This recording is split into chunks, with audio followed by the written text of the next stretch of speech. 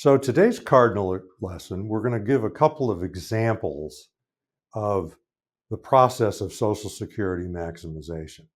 And what that is just trying to make your Social Security decisions or decision in the context of getting the most we can out of our whole retirement and specifically looking at your older self. So, there's a few terms that we want to bring everybody up to snuff with. And first one is FRA, which is full retirement age, which in the beginning of Social Security for a lot of years was 65, full retirement age. That's where you get your full Social Security benefit. And that in the 1980s, that was changed to 67, but it was phased in over 40 years and it's still not done yet. And so in our examples, these people are all 65 and their full retirement age is 66 and 10 months. So we're 1 month or 2 months away from being a full retirement age of 67. So you need to know what that is for you. And we can help you find that if you come to us for financial planning. But you need to know what your full retirement age is. And then you need to understand that you have a decision to make literally every month from 62 to 70 is that you could start your Social Security, at 62 in 6 months, or you could start it at 64 or 65 or 68. So in that whole series of 8 years with 12 months in each year, each one of those is an opportunity for you to start your Social Security. And the longer you wait, the more you're going to get. And that isn't always, waiting is not always the best decision for everyone. So we're not professing that. We're simply saying that this is a very important decision because once you make it, you're going to live with it for the rest of your life. And once your spouse makes it, they're going to live with it for the rest of their life. So I want to put it to Tom, and I want Tom to just share, why are we doing this video today? Yeah, I mean, we're doing this video because you or your spouse might not have a plan for Social Security, and that's a problem. This is one of the most important decisions you're going to make as you enter in retirement is when to file for your Social Security check. And the decisions you make now will affect you for the rest of your retirement. Like Hans said, once you make it, it's really hard to undo it. I mean, there's a couple examples. We're not going to go into that today, but that decision impacts you for the rest of your life. And so the decisions you make at 65 could really impact your 85-year-old self or your spouse's 85-year-old self. And they say we've ran out of money and now we're having to live off of the Social Security check. We want to get this decision right. We need to have a plan around it. We want to just give you some context around how to make these decisions in a thoughtful way. And so I'm going to bring up the show notes. You can find these at the link below our video. They're also on our website. We have the board as always. And then really in the show notes here is we just have more details of the case studies we're going to go through on the board. So we have Alice, who is a single person. We give some context, and we'll talk about this as we go through the board of like her situation, kind of what her other money looks like, what her benefits look like. And then we have the other one for the couple, Mary and George, of what that looks like. So if you want some more context of what's on the board, you can go find these at the show notes. But I'm going to turn it back to Hans, and we're just going to walk through both of these case studies. One is a single person, one is a couple, and we'll just give you some ideas of how, when we're recommending Social Security, how we approach what we're thinking about when we're giving recommendations for a client. Okay, and when Tom talked about it's a problem if you don't have a plan, a lot of people have spent very little time on their plan.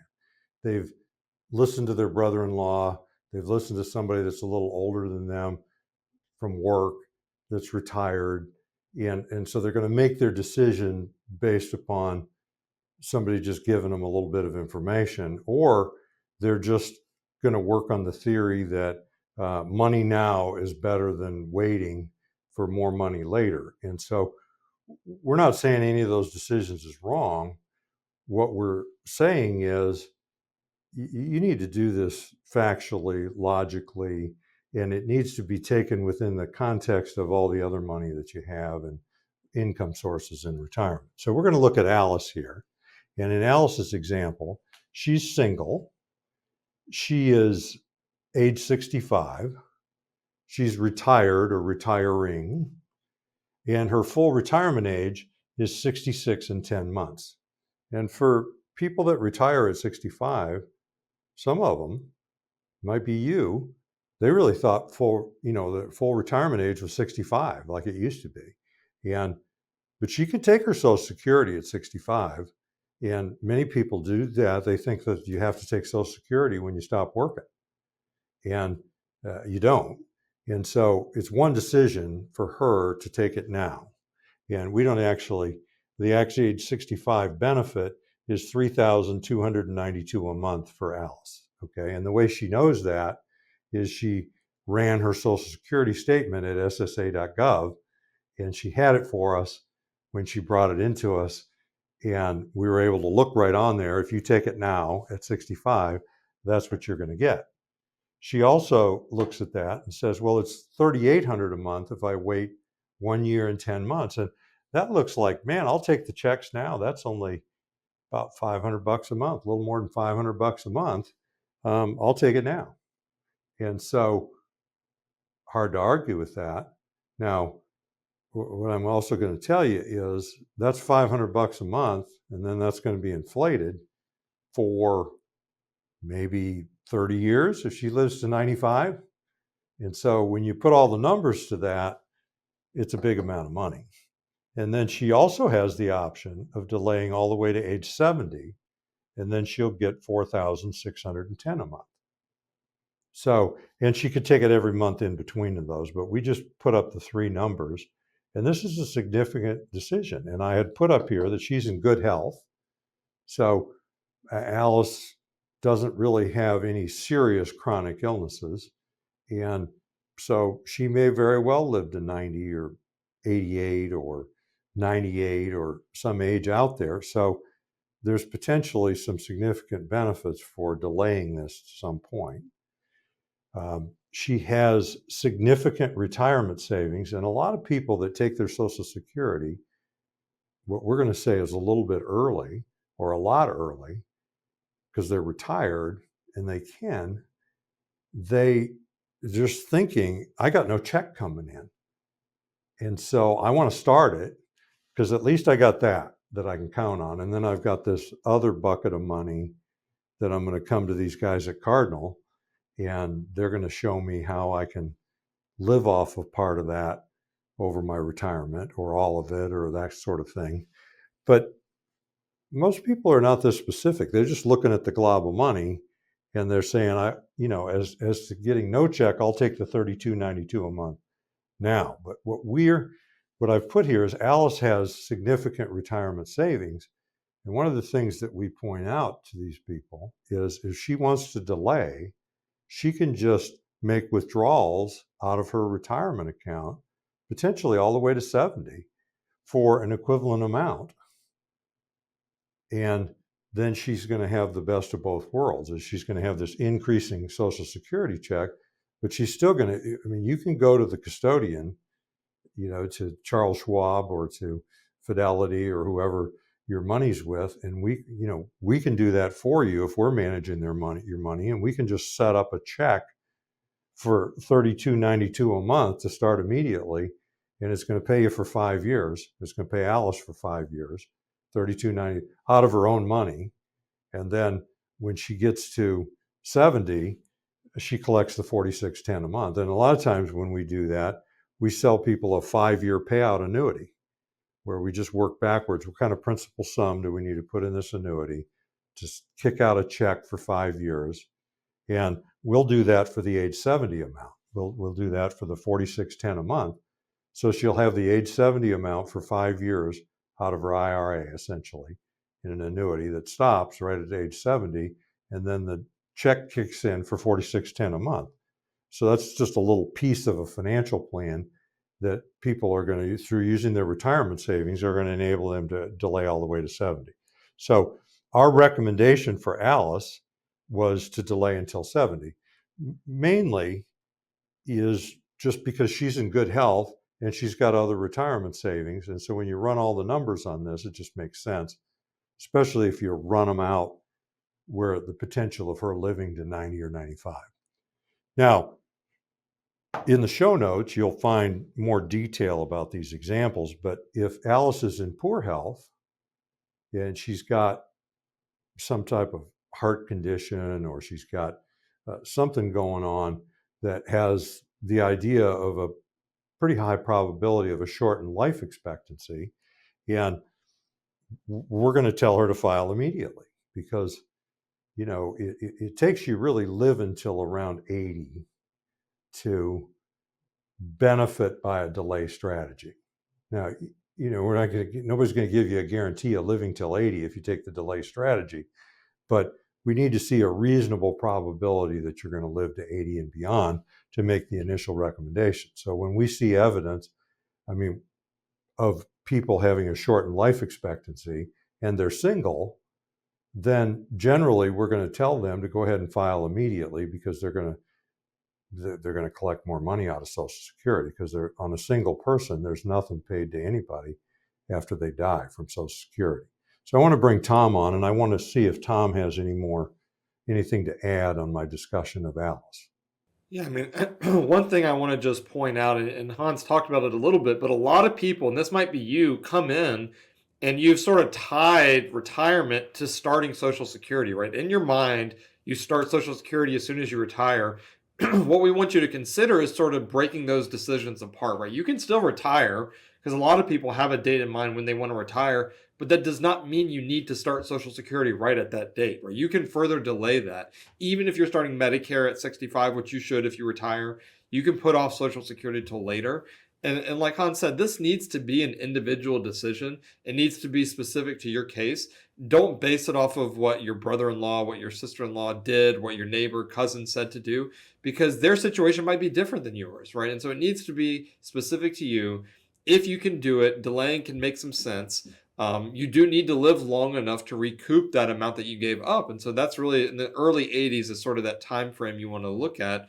But again, a lot of people take it earlier that have a really long life expectancy. They end up living into their 90s, and they've just permanently reduced their check for the rest of their life by taking it early. So we just want you to give this some thought and be thoughtful around taking it, and not just default to whatever someone told you to do and not give it much thought there. And so the other point I will make is, if you're still working, because right now in this example, Alice is retired at 65. She's considering whether taking it or not. If you're still working and you're below your full retirement age, that FRA age, you absolutely should not take it. I don't want to get too far into the weeds on that. We have other videos there. But if you're still working, certainly before your full retirement age, you should delay Social Security and not take it sooner than that.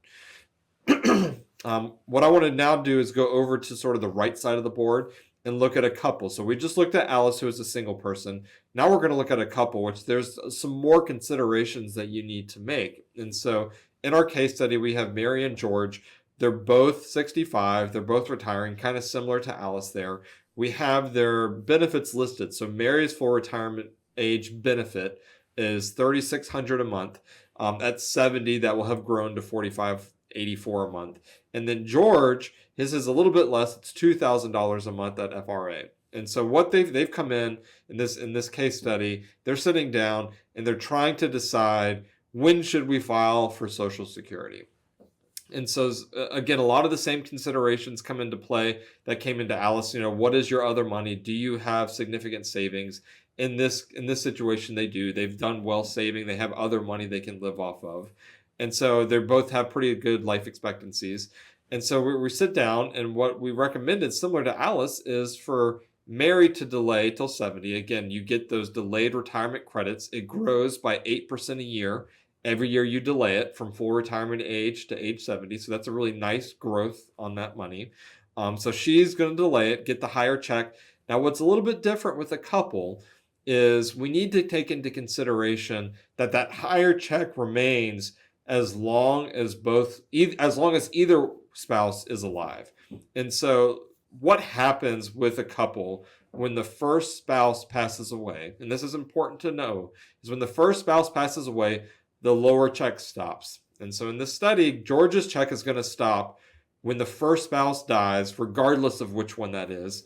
And Mary's check will continue on, either for her or for George if he outlives her. And so the reason that we're delaying her check is not only to get the highest check possible while they're both alive, but also to have that higher check remain for when the first spouse passes away, leaving that surviving spouse in a better situation financially. Now, where that comes into play for George's decision is it's not as important that he delays his check all the way till 70, because as soon as the first spouse passes away, that check stops. And so now we're looking at the life expectancy for the spouse who's going to predecease the first one, the one that dies first. And so again, that might be a shorter time frame.